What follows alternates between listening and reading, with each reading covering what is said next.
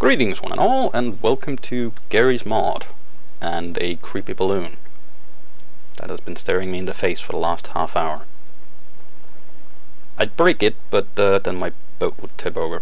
Well, not really a boat, it's a pile of crap really. But that's okay because we're just going to be using it for target practice. I might have been a bit optimistic with the range, but we can get to that later, I guess. Anyway, what we're going to be trying to shoot it with today is a Ballista. In case you don't know what that is, it is basically a giant crossbow from medieval times that was used to make popcorn and wiener dogs. Wiener dogs? Well, that's an actual dog, isn't it? It's not food substance. Whatever. Also, in case you're writing a report on the medieval times in history class or something, don't take anything what I say seriously because, well, yeah. Anyway, yes, we're going to be using wood for this one because why not? We're going to need 6 of these, I think. Yeah, 6. Giant boards. I like to use these because they are nice and square, so it doesn't really matter which way you turn them, so they just yeah, work. And we're going to be using 4 of those short ones and 4, I don't know why I always spawn 5 of those, but 4 of the long ones. And we're also going to be needing a couple of cinder blocks. There we go. Now, let's see, let's start by making the barrel thingy. Oh, and in case you don't know about oops. Yeah, that's probably going to happen a lot. Things tend to break in this game. Anyway, there we go. Don't need that. Anyway, like I was saying, in case you don't know, because it seems like a lot of people don't, so I figure I might as well mention it, but if you hold down E while you're grabbing something, you can rotate it, and if you hold down E and Shift, you can rotate it on 45-degree angles to help you make things more precise. Don't need that. Anyway, let's go over here and make a what do you call it, barrel thing, which probably has a better name than barrel, because it's not really a barrel, it's really more of a well, you'll see in a bit, I guess. Or, well, yeah. Well, screw it, it's a barrel. That's the official name for it now. So anyway, just no collide those so that we get a nice even thing here.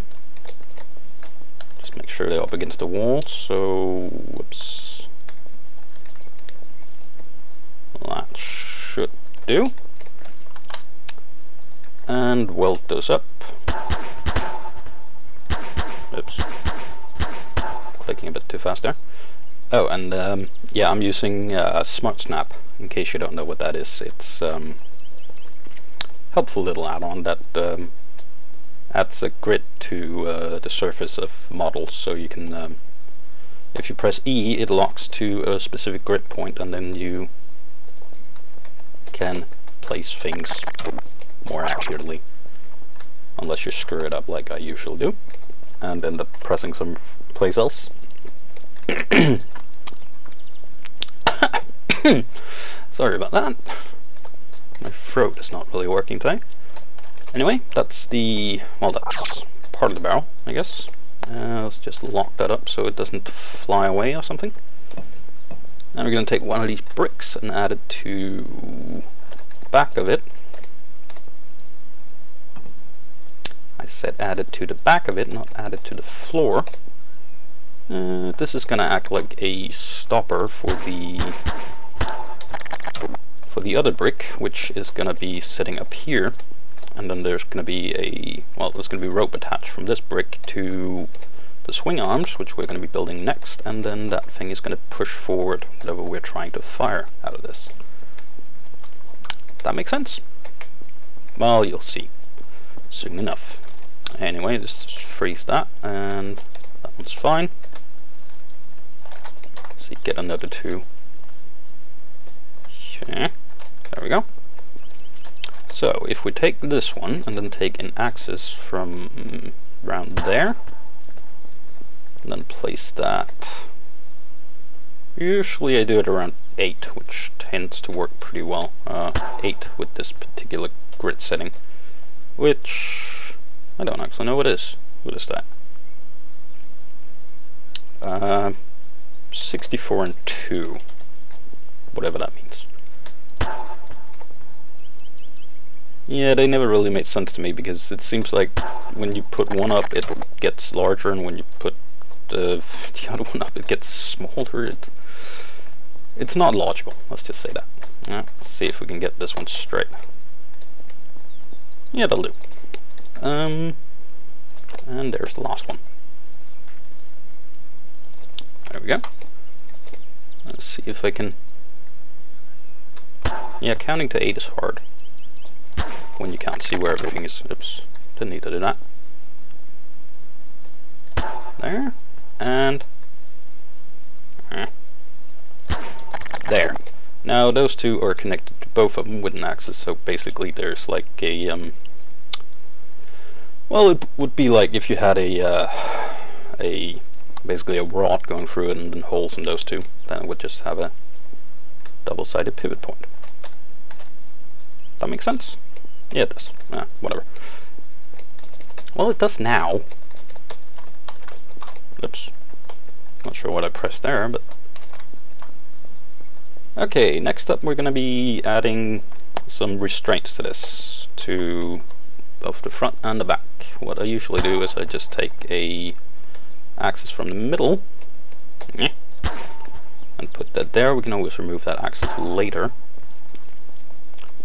It's just so that it's in place. Those are basically going to act so that the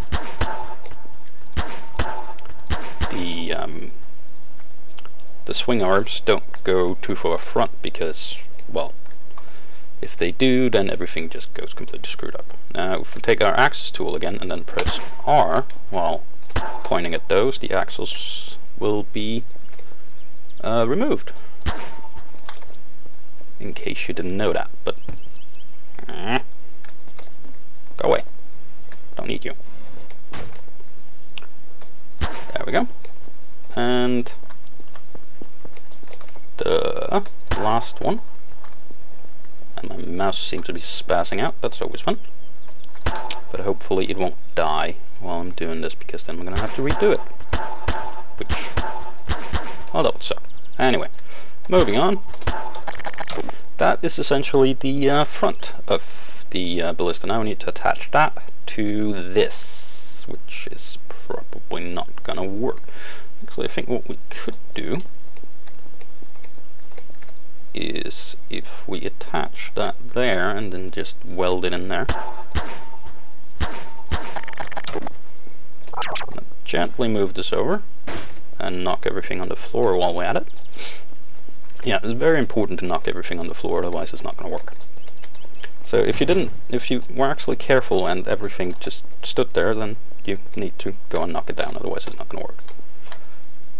I have no idea what I'm talking about anymore. Alright, so if we attach that to there, that worked very well. And then we weld these to that. And then we can press R there to unweld that. Oh yeah, right, still had an axis. Never mind. There we go. And that's basically it. We're going to add some legs to it as well, but that's not really... that's not really required. That's really more cosmetic than it is functional. So, get the things and see if I can get that one to turn right. And axis them up to the front here somewhere. Let's just, no, that's about in the middle, that'll do. They're not really important, they don't really serve any functional purpose, unlike all the other stuff, which mostly has purpose, except possibly these front ones, because I think they're actually redundant. this point. Because this is one of those things where I start out with one version and it's been remade a billion times and it keeps getting changed just a little bit, and well, eventually you end up with a lot of things in there that's not really used anymore for some reason, or well, for one reason or another.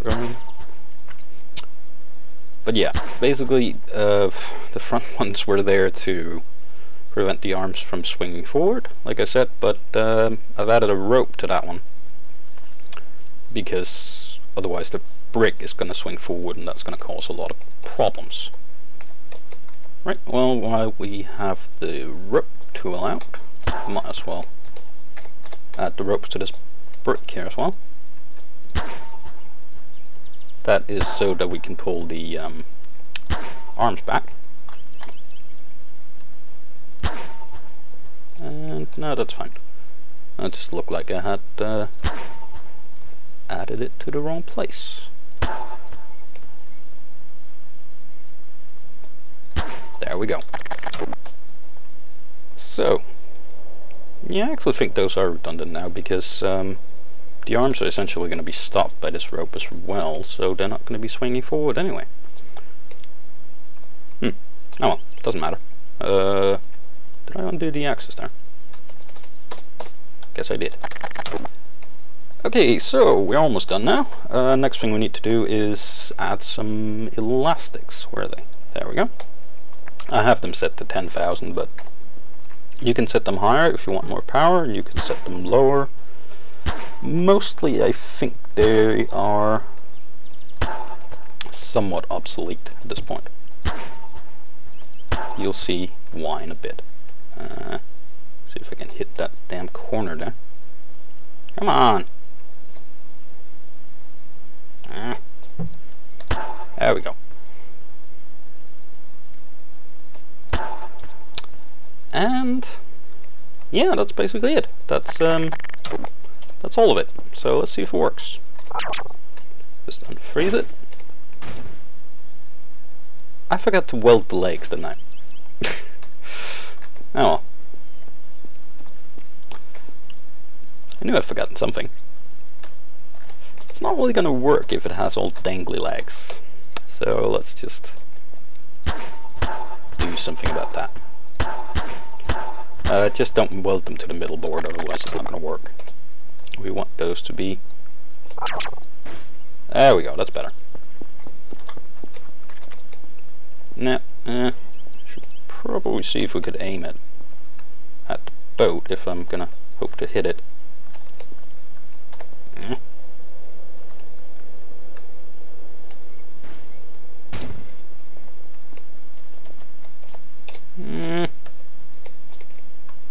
Yeah, that'll do. I don't know if it'll go far enough, but we'll see in a bit. Now if we lift this up slightly and freeze it so that the barrel doesn't go all wonky, that should do. Oh, and we need to add super ice physical properties to these boards here so that things slide better. Anyway, technically it should work now, unless I've forgotten something else. So, let's find something we can shoot. I usually use these long canisters here because they have a good shape. And also the reason for the shape of the barrel is so that everything will pretty much automatically center. Doesn't really matter what you throw in, you can throw it in sort of wonky and it'll still slide in like that. Originally I actually did it with a sort of box shape, but that was very inconsistent. Anyway, if you unfreeze this, it flies there. As you can see, it's not particularly impressive. Actually, let's just try that again with a smoke trail on it so you can see it much more better. Let's see, where is that? There we go. And I don't think heavy metal canisters are supposed to be that bouncy. But then again, none of the other physics really make any sense. So, let's try it again. There we go. As you can see, it's not particularly impressive. I mean, it does get a decent distance and some decent range, but we want to hit that boat. And it's nowhere near far enough. It's about halfway there. So, what you can do to increase the power is you could of course add more elastics, but or more powerful elastics, or you could just weld these to the swing arm, the backboards here, in case you didn't see that. And that basically forces these forces the arms forward with more force. Where did they go? There we go. Come on. I know you don't want to get launched, but you're gonna have to. So, if we're lucky, we should hit the boat now. No. Actually, how the hell did this fire before? Because I completely forgot something. I think. Yeah, it did. Huh. Yeah, I forgot to no collide this one. If you right click the top one with no collide, then everything will just pass through it. I'm not entirely sure how it actually managed to fire before, but oh well. There we go. As you can see, that gets better range. Not quite far enough. I don't actually think we're going to be able to hit it. But let's try it again.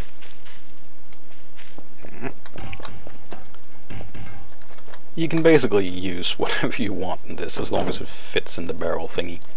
But these work quite well, and we're making smoke everywhere. Come on. Aww. Well, actually I had the range. Just didn't have the angle. That's actually... Oh well. Anyway. But yeah, there you have it. That's a ballista. And you know what, let's try to aim it, actually. See if I can actually hit the damn thing. How's that? I should put iron sights on this or something. I think that'll do. Oops.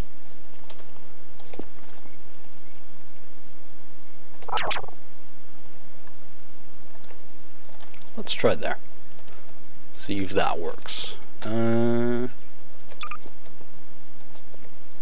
Yeah, basically what's happening here is you pull the brick back, which is connected with ropes. Ropes have a set length, so they want to pull these back. Now, since these are rotating on a pivot point here, they will, instead of just getting pulled straight back, they'll rotate back, and the elastics here will get stretched, which will of course cause those to want to pull it forward. And this one, which is welded to these two, is, because of the broken physics, being pulled back. In real life that would just get stuck there and everything would just break instead. Well, actually in real life this one would bend, but Source Engine doesn't support that, so we're going to have to simulate the tension created. And the fact that it's welded on means that it doesn't slide down here. So it has, well, it's pulled away further and therefore is pushing back with more force. That makes sense? Good. And not even close. Yeah, I'm not very good at aiming, but I think that, yeah, that overshot it. Oh well. Anyway, I think that's about it for now. You could also make this out of steel. If you do make it out of steel, you can make it with a slightly less wonky barrel if you use the L-beam, this one. You can see it has the same shape and roughly the same size. And it doesn't have that break in the middle, so that makes it a bit easier. Just like making it out of wood, because it's, well, it looks better for one thing.